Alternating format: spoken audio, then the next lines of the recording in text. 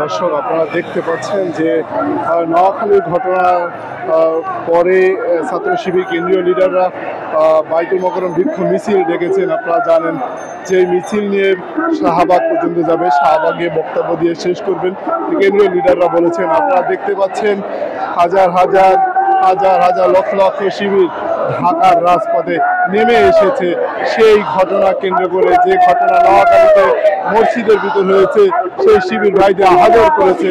আপনারা জানেন প্রিয় দর্শক যে ঘটনার পরে সারা বাংলাদেশ বিক্ষোভ মিছিলের ডাক দিয়েছে, প্রতিবাদ করেছে। আপনারা জানেন প্রিয় দর্শক, আপনারা দেখতে পাচ্ছেন, আপনাদের সরাসরি লাইভ দেখাচ্ছি।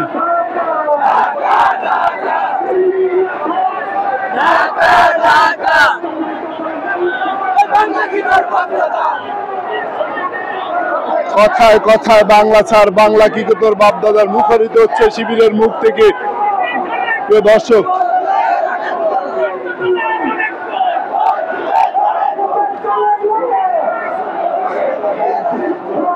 আবারও স্লোগান হচ্ছে ছাত্র দলের অনেক গুণ, মসজিদে পরে খুন।